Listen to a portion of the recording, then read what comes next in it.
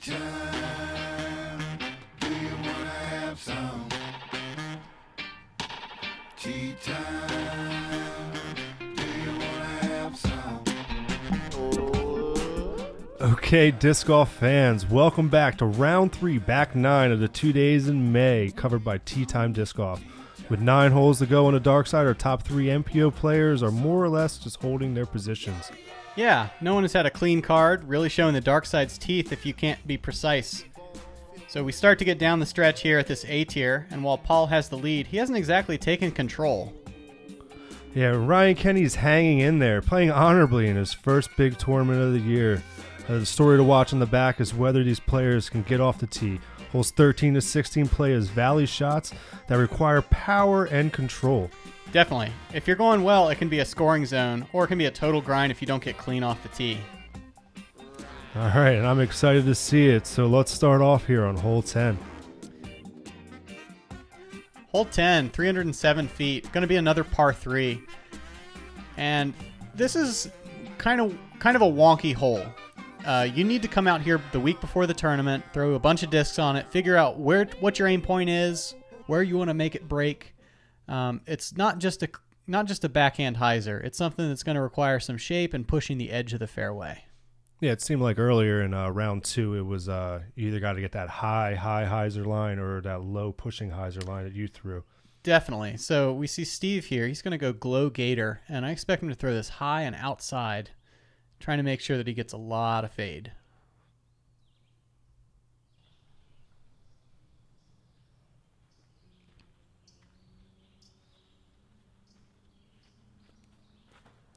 He just goes with that high hyzer. Catches a little branch that, wow, gives him a just outside the circle putt. Oh, yeah. I would have liked to see what would happen if he didn't catch that little branch there. Yeah, really nice shape on that. I know Chris has had some trouble with this hole in the past. Goes with a stable mid-range, and that's more of that pushing hyzer. Guts some backdoor and 15 feet. Yeah, I'll be happy with that one. You see him smirking in the background like he got away with something. Here's Paul. You know, maybe a little inexperience. Oh, I was gonna say a little inexperience didn't help him on this one, but a little bit of luck may have. Yeah, he was kind of following Chris there. He'll give himself a putt. Yeah, they're both pretty happy about that. Here's Ryan going up high with that pushing hyzer. Wow. Oh, okay. That was quite a shot, man. That was a good group of 4 shots there. Not too bad. Yeah. Maybe not executed the best way, but they were the results were definitely there.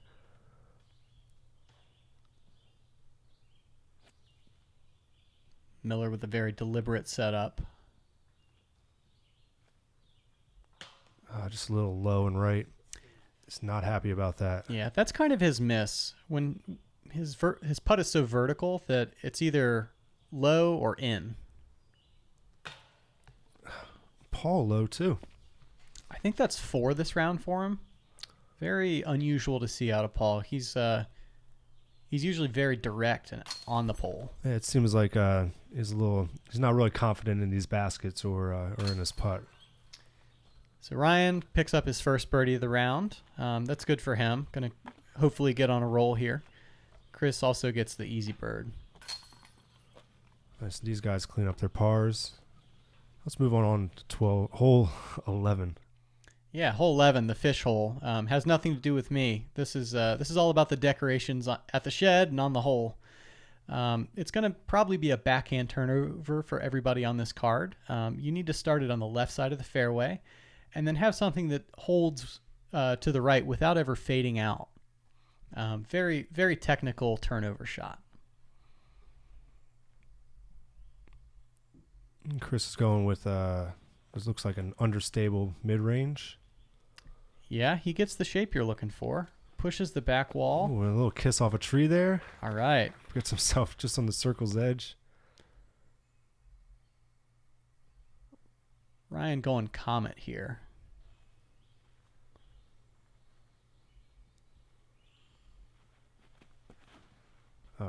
Get some good height. Oh yeah, it did sneak through the inside. I was thinking it would. Oh, that was a great shot. He's going to be happy with that.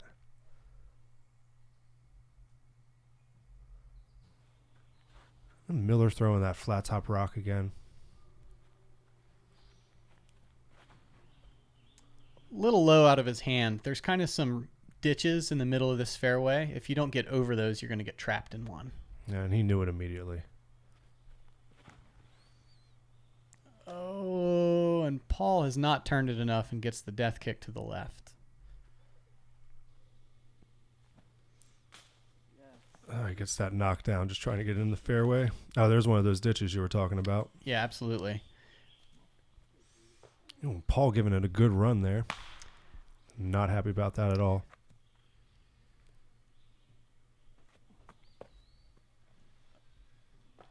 Wow, great look by Miller there.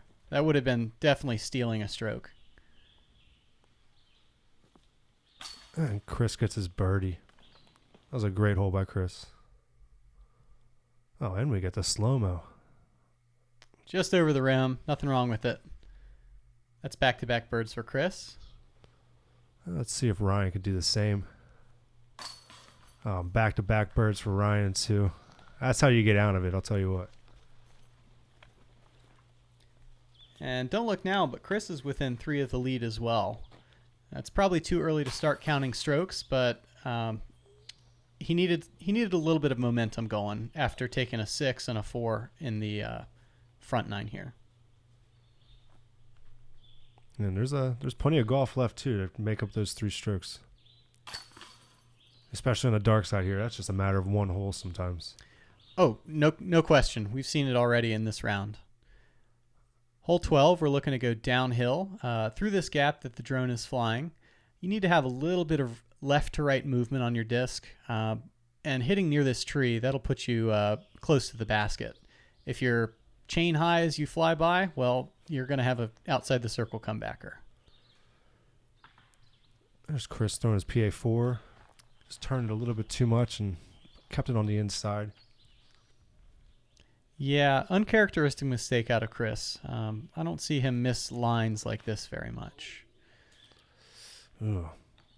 Little misrelease there by Ryan. Yeah, he kind of scooped it up, and you need to throw this a little bit nose down so that you don't fade too aggressively. Oh, Miller trying to lay his Nova right in there. And catches a tree there. And, yeah, he's going to be on the left side of the fairway. Yeah, also overturned. There you go, Paul. Throwing that roach. And that's pretty close to what you want to do. Yeah, really nice shape on that. He gave that roach the Anheuser it needed to be, just a flat shot when it got down the fairway. Miller looking downhill at this green. Ooh, tries to give it a run, but it leaks down a little bit to the left.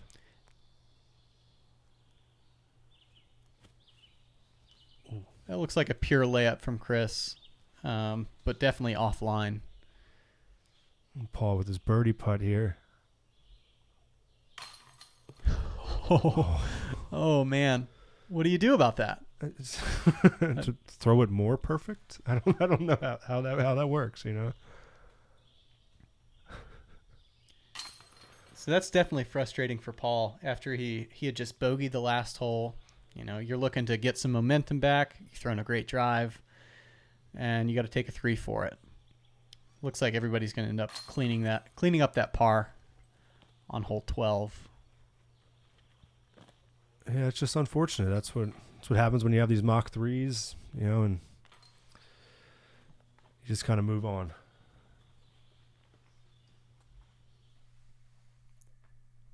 Hole 13, 357 par 3. It's going to play as a very long 357. I'd expect everybody to either throw a hard fairway driver or a distance driver here to make sure you climb that hill at the end.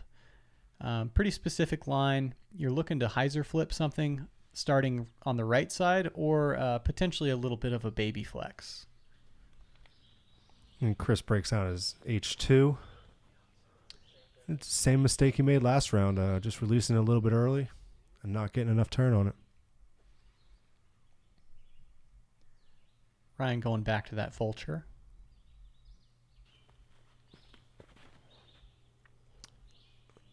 And that's the shape. That looks great. Yeah, scoots by some of those trees on the right side and gives himself a putt. Yeah, he might be a little bit obstructed from there. He probably came up 40 short. Miller not liking that one. Yeah, there's a low ceiling there. Out of his hand, it looked like he slipped or something and left it too high. And Paul yanks a little bit to the right. It's going to be a tough one from there for him.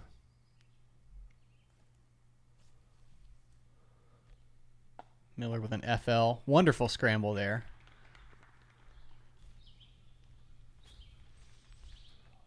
There's Chris with the backhand up. Oh, yeah. He left that too far right. Didn't seem to pay too much for it. He'll have a 20-25 footer. Ooh. Paul scaring the basket there a little bit with that zone up shot. Yeah, getting greedy maybe. Oh, Ryan. Just a little high. That's still a great drive. All right, cleans up his 3 there for Chris.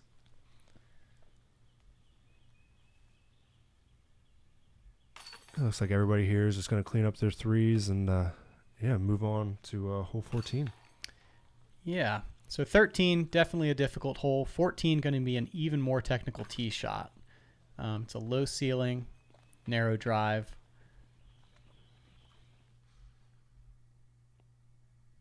And then going to an upsloped green. They have taken out some OB here. This creek and kind of low-lying area used to play OB. I guess they decided it was a little too random since it was only a few feet wide.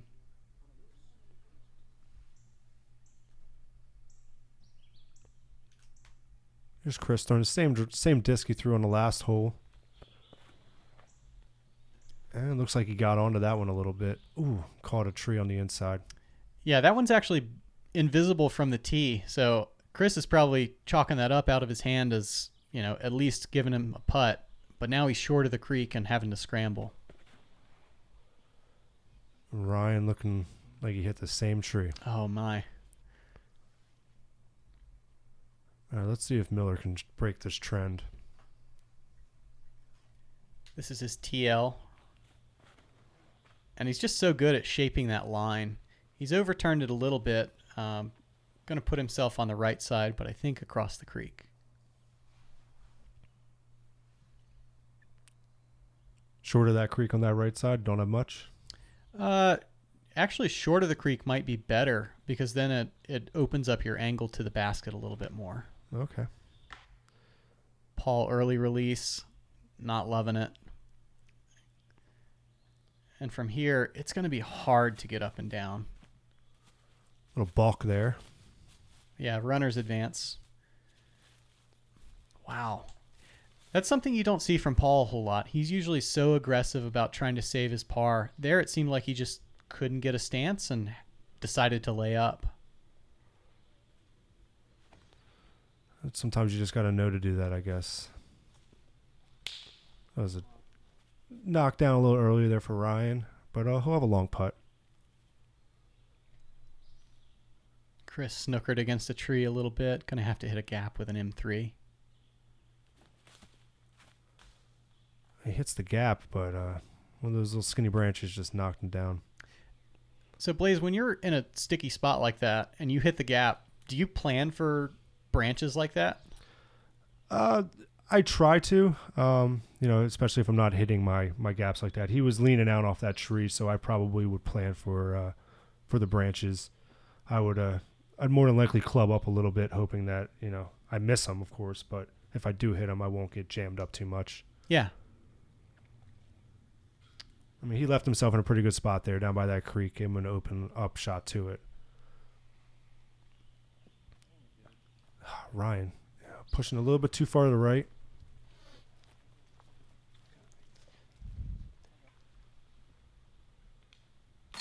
There's Paul cleaning himself up there, taking his 4.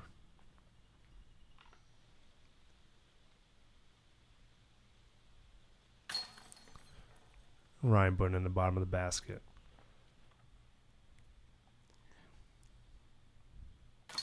Well, none of these guys expected expected 4 when they stepped up to the tee. Miller's going to take his 3. Yeah, not the easiest tee shot, but definitely something that these guys should be putting out into that opening at least. I think eyes get a little bit big, hope for that 2 there, and you can get yourself into trouble. Yeah. Hole 15, we've moved back to the long tee. We're going to throw across the same valley, opposite direction. A lot of these branches are pretty grabby, so you need to have something that starts on the left side of the fairway and then is going to turn over a little bit. That's that TL for Stephen Miller again. Yeah, by now I hope you recognize it. He's thrown it about every hole.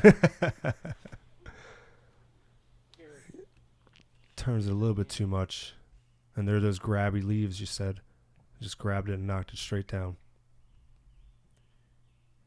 Chris, I think, is going with a mid-range here. And early release, looks like it gets knocked down. And not too happy about that. I know that this tee pad in particular can be a little slick. It's got some sand and mud that ends up on it. Ryan gets some good distance on that. Yeah, Gives himself a putt just outside the circle there. I think he's flicking a machete there, which is pretty impressive. Those are very stable. Looks like Paul's throwing a buzz there. Right next to the basket. Yeah, that'll do.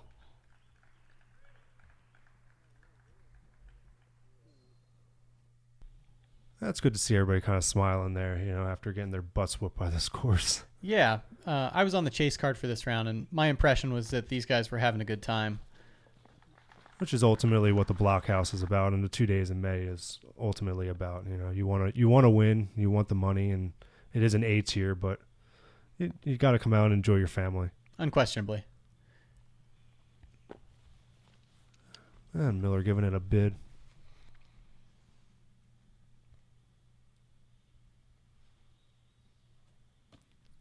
Ryan, just a little long and right.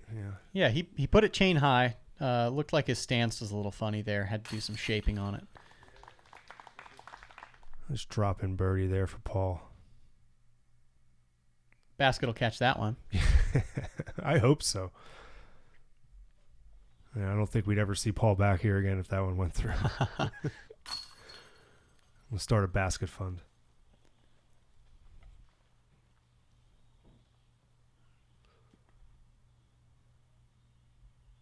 All right, so everybody else is going to tap in their pars. Yeah, Paul with that lone birdie. That's a good birdie, too. Especially from this long tee. The short tee kind of played a little bit easy, but the long brings in some additional branches, more elevation. Probably a good change for the MPO field. Hole 16, this is a very demanding shot. You're going to have to hit the gap very specifically while moving left. There is a little bit of an OB pond short of that gap that you can often roll back into.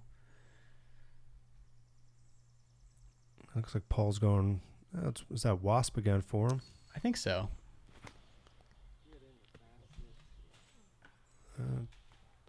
Doesn't like it at all. He gets kicked down to the left side and short.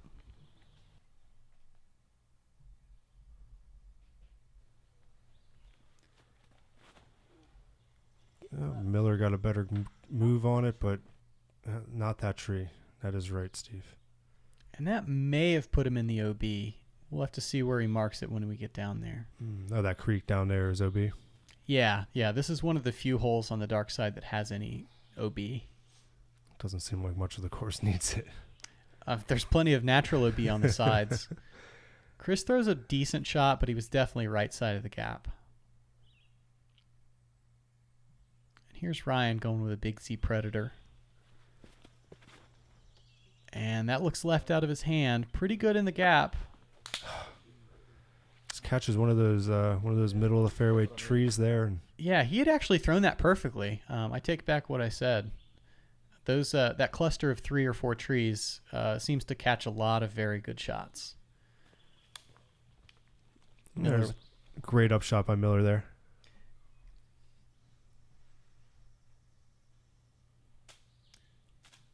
Paul with a very funny stance. He does well just to get out of there. Looks like Chris going with a little Tommy here. A little Scooby approach shot.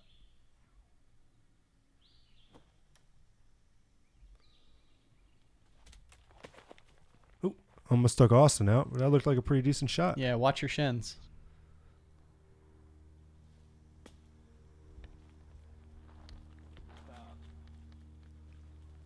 Okay. So That'll give Ryan a chance to save. that was a good looking shot. See what Paul can do from about 48 here. All right, that'll work. It's a good 3 for him, given where his tee shot had kicked to.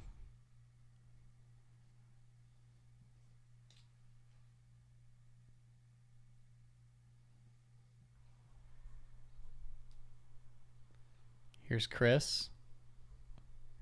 This is going to be near circle's edge. And that's a great putt.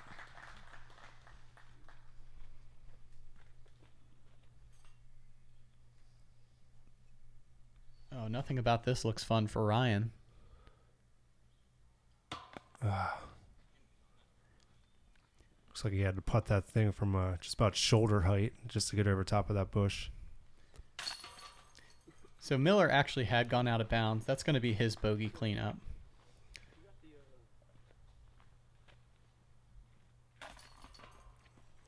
And a frustrating 4 for Ryan. He didn't really do a whole lot wrong there, just landed himself in an impossible spot.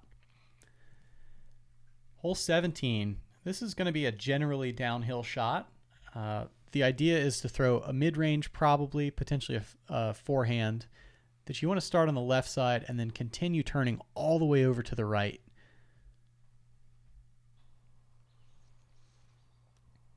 And Paul,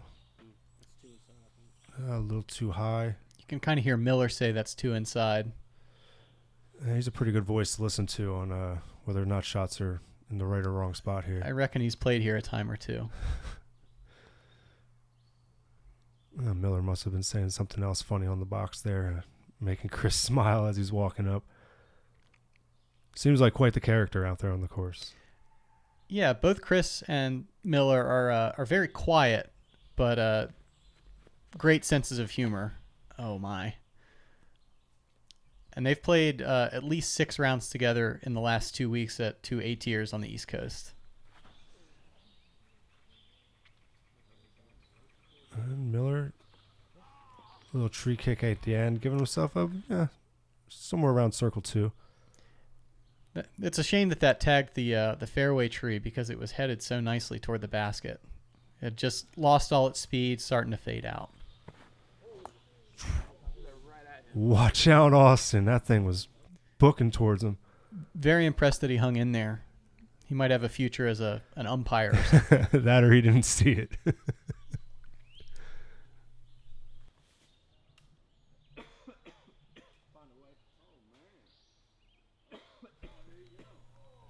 That was a great looking shot. Yeah, amazing recovery there from Chris, giving himself a chance after the early tree hit.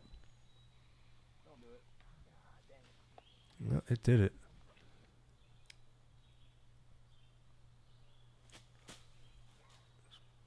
Ooh.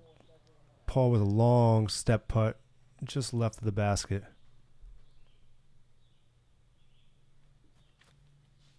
Oh, look at that. Buckets from Miller there. That was great.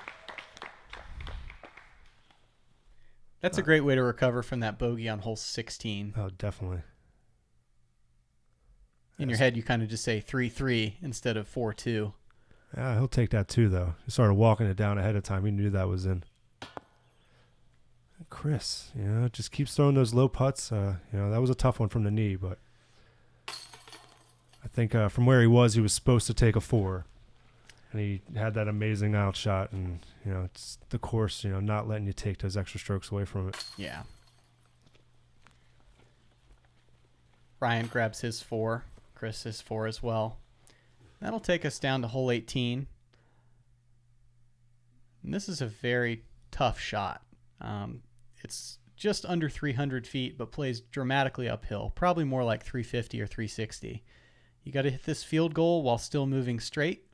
And if you get off the fairway early before that, it's going to be difficult to save.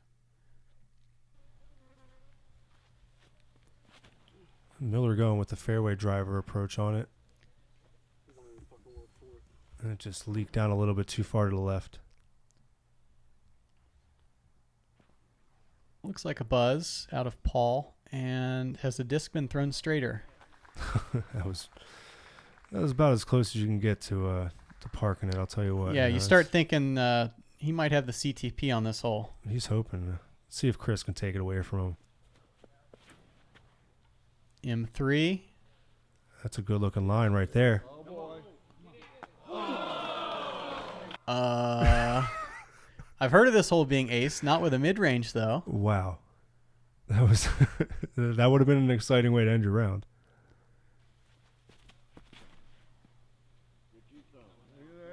Oh wow. Just a nice little right movement on that. Oh, looks like Ryan's going to steal the CTP there.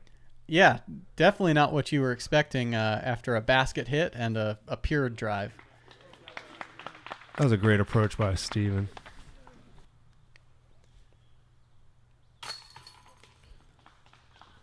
Paul's going to end his round with a birdie there. That's a great way to roll into round 4. Yeah, that'll leave him with a 53.